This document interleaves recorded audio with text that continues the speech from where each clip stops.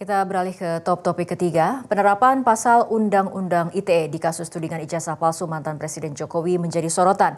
Salah satu ahli meringankan sekaligus penyusun Undang-Undang ITE, Henry Subiakto menganggap penggunaan pasal itu tidak tepat dan terkesan dipaksakan.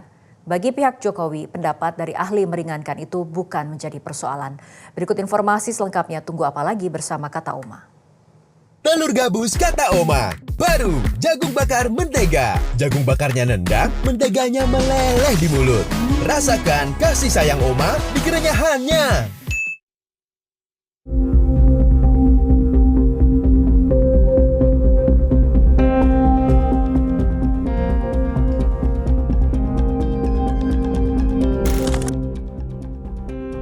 Kubu Roy Suryo CS terus melakukan perlawanan di tengah pengusutan kasus ijazah Jokowi. Kali ini, penuding ijazah palsu Jokowi itu menghadirkan sejumlah ahli meringankan untuk diperiksa penyidik Polda Metro Jaya. Salah satunya ahli komunikasi politik Henry Subiakto. Salah satu penyusun Undang-Undang ITE itu blak-blakan memprotes penggunaan pasal 32, pasal 35, pasal 28 ayat 2 hingga pasal 27A Undang-Undang ITE yang dinilainya tidak tepat. Henry tak mau Undang-Undang ITE dipakai untuk menjerat orang-orang yang berbeda pandangan politiknya dengan negara atau pemerintah. Ia mengaku terpanggil untuk meluruskan tafsir hukum tersebut karena miris melihat Undang-Undang ITE digunakan untuk memidana aktivis atau akademisi yang kritis. Saya hadir karena apa? Jangan sampai Undang-Undang ITE ini dipakai untuk menjeratin orang-orang yang berbeda pandangan politiknya dengan negara atau pemerintah. Ini kasus yang sangat jadi perhatian publik aja, pemanfaatan dan penerapannya salah. Selalu Undang-Undang ITE, saya sebagai orang yang ikut terlibat dari tahun 2007 sampai tahun 2022 mengurusi persoalan ITE, terpanggil, saya miris saya melihat ketika Undang-Undang ITE dipakai untuk menjerat para aktivis-aktivis yang kritis. Itu akademisi, itu saya datang di sini. Makanya saya nanti akan menjelaskan kepada aparat, kalau sama orang yang ikut membuat saja nggak percaya, mau sama siapa lagi? Itu loh. Nah.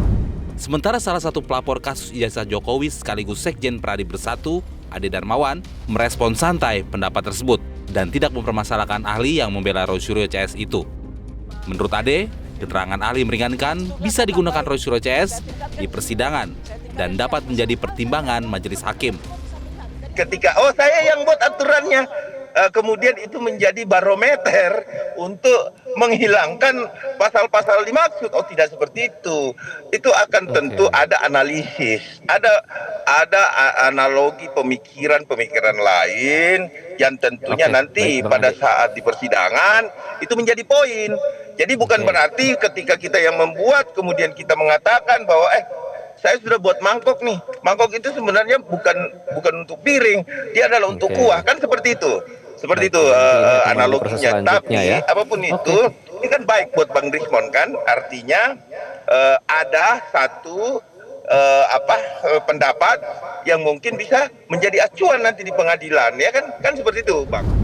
Yang jelas, pihak Jokowi masih menunggu hasil pelimpahan berkas perkara Roy Suryo CS yang masih diteliti kejaksaan. Apabila P21 alias lengkap, maka tahapan berikutnya menguji keabsahan ijazah Jokowi di persidangan. Tim Liputan Metro TV. Tersangka kasus tudingan ijazah palsu mantan Presiden Joko Widodo, Roy Suryo CS kembali bermanuver. Kali ini Roy Suryo CS mengadu ke Komnas HAM karena merasa dikriminalisasi dan kebebasan berekspresinya dibatasi. Roy Suryo CS menemui Komnas HAM terkait statusnya sebagai tersangka. Roy diterima langsung oleh Ketua Komnas HAM Anies Hidayah dan Wakil Ketua Internal Komnas HAM Prabianto Mukti Wibowo.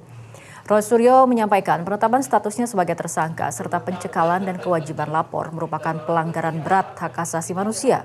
Menurutnya penelitian terkait ijazah Jokowi sudah sesuai prosedur dan atas permintaan tim pembela ulama dan aktivis sebagai saksi ahli.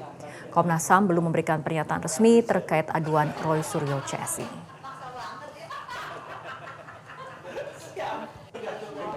Datang ke sini dan juga menyampaikan, dan tadi Komnas HAM juga menyampaikan kalau dulu sudah bergerak, tetapi ini ada beberapa data baru yang termasuk yang di-highlight adalah ketika status kami naik menjadi tersangka, kemudian kami kena cekal, kemudian kami kena wajib lapor. Itu adalah pelanggaran hak asasi manusia yang luar biasa berat. Ya.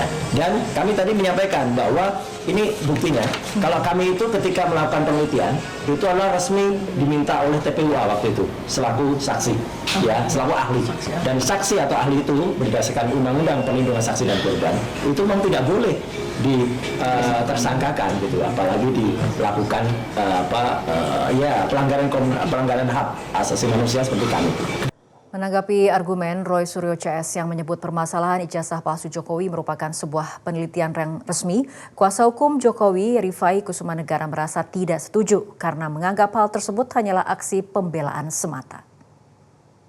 Jadi tindakan-tindakan yang dilakukan ini sama sekali tidak ada kaitannya dengan penelitian ataupun kegiatan akademis. Itu faktanya ya. Baru setelah kami laporkan di 30 April, beberapa bulan kemudian mereka merubah strategi mengklaim diri sebagai peneliti.